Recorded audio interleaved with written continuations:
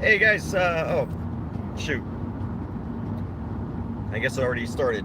Hey, hello everybody. I can't see, I'm driving. I'm out looking for some toilet paper. I heard of there's an alley out in one of these small towns, where if you say a secret password, there's like a buy one, get one free for a roll. But you got to do it quick. Toilet paper, and you got to leave before you get caught. So, anyway, no, I just had to get out of my apartment. So going for a little. Actually, it probably isn't a good time to be doing a live video.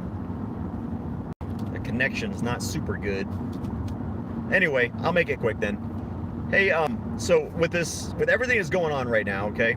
First of all, a couple of things on where I stand with this whole coronavirus thing. I think that the coronavirus, first of all, is something that everyone should really pay attention to. It is a virus that can, at the very least, make you feel really bad, okay? But at the worst, it can kill you. It just depends on who's watching this video. So it's not something that anybody should think that is no big deal, because I mean, even the flu is a big deal to some people. So that's first and foremost.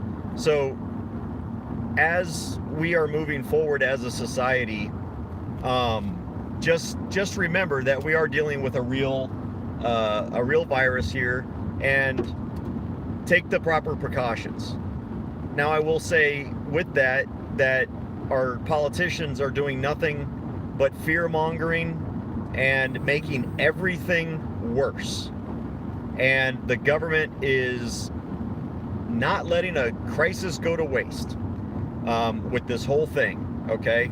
It's not a surprise that it's an election year, and what probably would have been just a normal virus going around that everyone should have been aware of, is now heightened because politicians are vying for your votes, and of course they've got to blame somebody for this, and someone's got to be the hero. And so government is doing everything it can to scare the piss out of you, so that you can be frightened good little lemmings and just do what you're told. So with that groundwork laid, okay, what I kind of want to give as unsolicited advice to everybody is, look, there is a contagious virus going around, and it is a good idea to, at least for now, somewhat socially distance yourself from other people, okay? I'm not saying you got to freak out. I don't think people need to be stuck to their homes. I think all these business closings are absolute nonsense. It's just hype, because it makes absolutely no sense that you would that the government is closing bars and closing restaurants, but damn it, you can go to a grocery store, you can go to the gas station, you can go just about anywhere else, and all those germs and that virus stuff is just as present on a fuel pump handle as it would be if I were able to sit down and have a good steak somewhere. Now, I can make my own good steaks. So a lot of this stuff is just absolute nonsense. And then you've got the morons, the bottom feeders of society, running out there, grabbing a bunch of toilet paper as if they've never wiped their ass before in their entire lives. All of a sudden, they just realized, holy cow, I actually have to wipe my ass now. And I'm going to make it to where nobody can wipe their ass. So we're going to have a bunch of old people who don't have time to fight with these young entitled morons, that go and buy 50 million packs of toilet paper. You know, I bought a giant pack of toilet paper when I went to law school back in August. It was like 36 rolls or something like that. I don't know, maybe it was more, but it was about 36 rolls. I still have at least half of that left. I don't know if that just means I'm not really full of shit like most of these people are, but and maybe I just don't wipe as much as everyone does. Maybe I've got some nice, I don't have to worry about dingleberries. I don't know how it is that I'm able to make toilet paper last for a long time, but I usually buy about a 6-month supply of toilet paper, so I'm not hurting. So I don't know what all these people are doing. I don't know if they just got really hairy bungholes, and because they got really hairy bungholes, they need all that toilet paper, or if they're just being dumbasses and they don't realize that there are other people that actually legitimately don't hoard toilet paper and all this other stuff. But and of course there are some that are just trying to create the crisis so that they can try and resell their toilet paper for an absurd price. It's kind of stupid. All right, but the bottom line is that all of this stuff is just nonsense.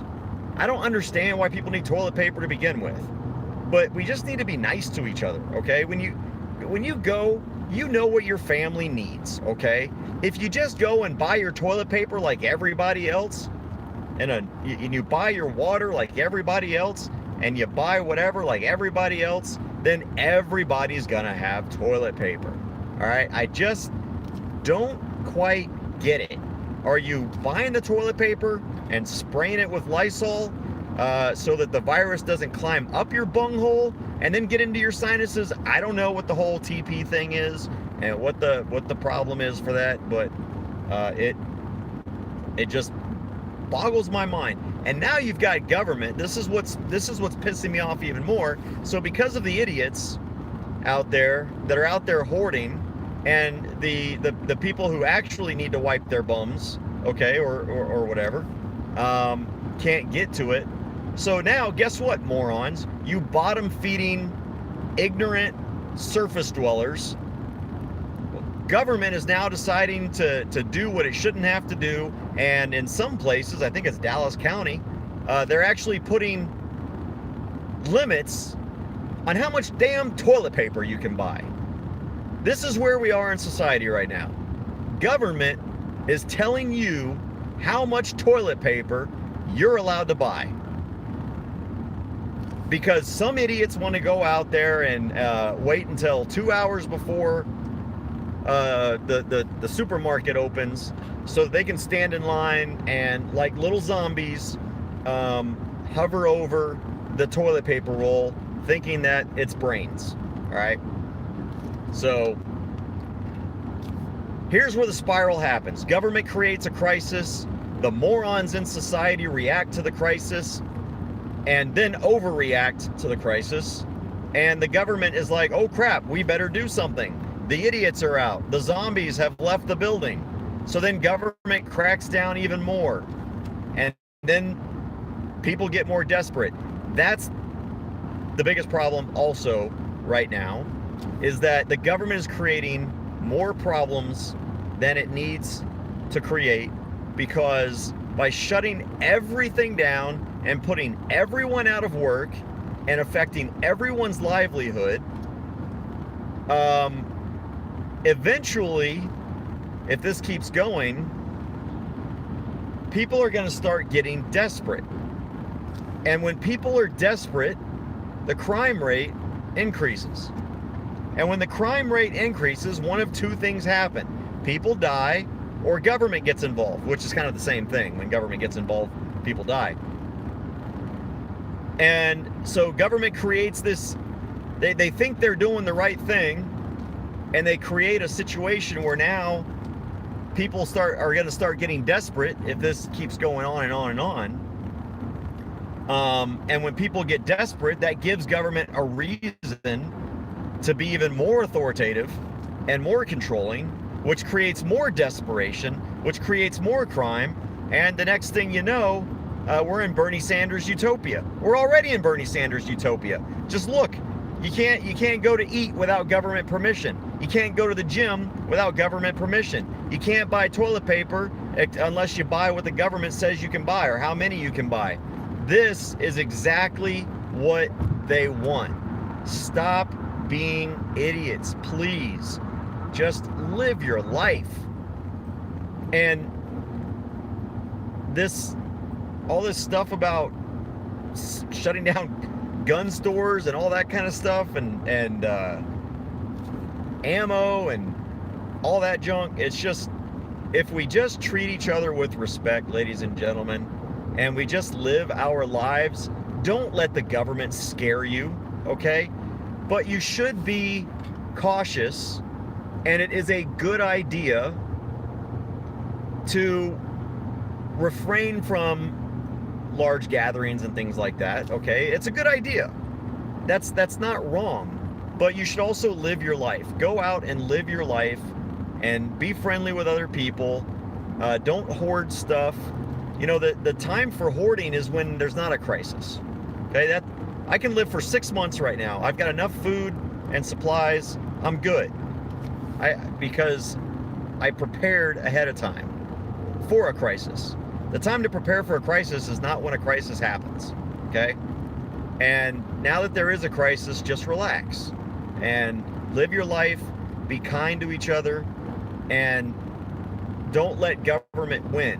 When we start acting like animals and we start acting like zombies, the government will look at that as an opportunity to take control. Because if you can't handle your lives, guess who's going to try and handle it for you? Uncle Sam. That's right. So I'm bored. I'm driving. I wanted to give you all a little bit of... Oh, one more thing. Another pet peeve of mine.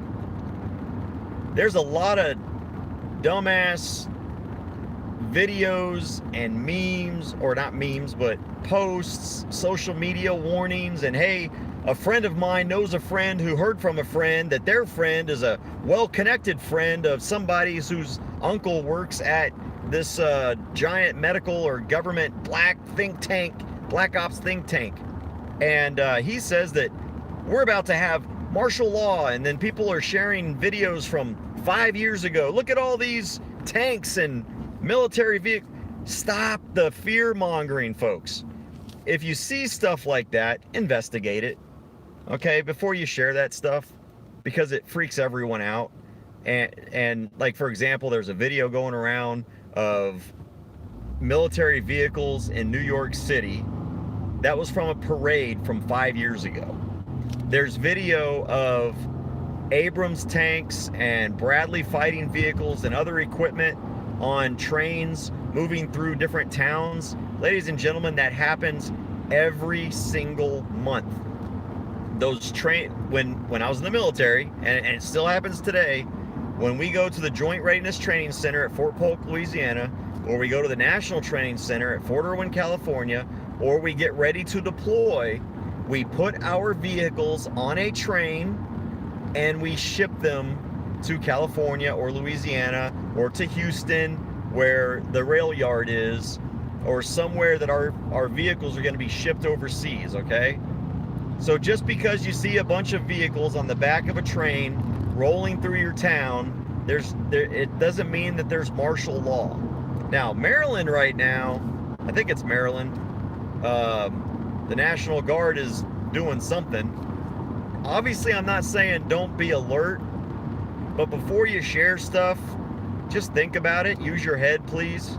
I know the viewers of my videos are generally pretty smart people, and so here's my rule of thumb. If you read something, if you see something, if someone sends you something that evokes a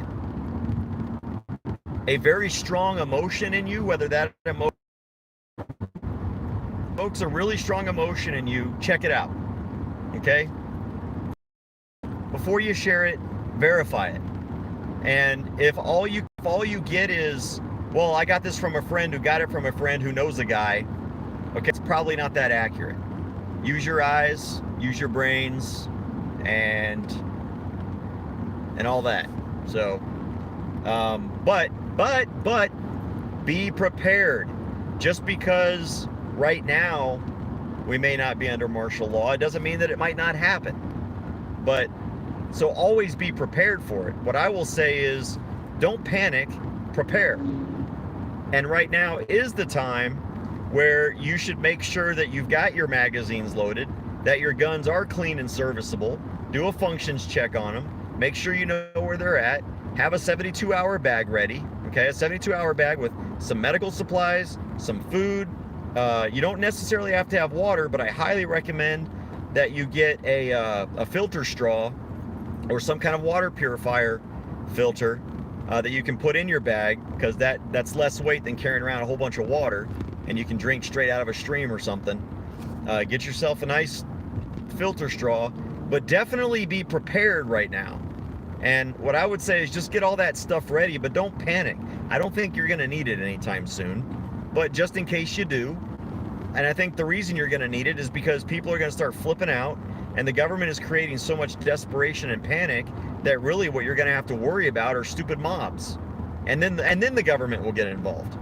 So get yourself a nice filter straw that's a lot lighter than carrying water all over the place, and or one of those little pump filters or something that you can stick in a stream, so you don't have to carry a whole bunch of water around you, but have 72 hours worth of food. That means like granola bars. It can mean protein bars. It doesn't have to be a whole lot of food, just something that can add up to calories for you. Heck, even Snickers bars are great bug out food because they're rich in fat and calories, and you can actually survive off of Snickers bars. It's not ideal. So, all right. Enough of my preaching here. I'm probably going to lose my signal, and I'm almost at my destination anyway. So y'all take care, be safe, be free. If you have any other suggestions for those of you that are preppers, if you've been in the military, if you've been if you're in a militia, please in the comments below put some of what are your ideas for a 72-hour kit? What do you put in a 72-hour bag to make sure that you're protected and ready? Like I have Band-Aids, I have a tourniquet, I have some gauze, I have, so I've got some basic first aid stuff to stop bleeding. Oops, almost missed my turn here. I've got some basic first aid stuff to stop bleeding and to control bleeding, as well as prevent infection. So get kind of a good med kit. It doesn't have to be a super involved, because you don't want so much stuff that you're carrying around 100 pounds in your 72-hour kit, okay? Just have everything ready. And again, make sure it works. What you have works right now before you actually have to start using it. Make sure everything works, including your firearms. Do your functions checks on those things. Make sure you got plenty of ammo. Hopefully, when this is over, what I recommend, what I do every month is even if I go to buy ammo, I always buy one extra box, and that one extra box will go into storage of some box of ammo, some caliber. And anytime I go to the gun store, if I go to Academy and I'm going for a tennis racket, well, heck, they sell ammo. Okay, while I'm here, I'm going to buy an extra box of ammo. Because I'm telling you right now, I'm sitting on a gold mine of 22. Thinking about actually selling it, just because everybody's paying so much for it. Because you got all these idiot first-time gun buyers that are buying 22s, and I don't quite get it.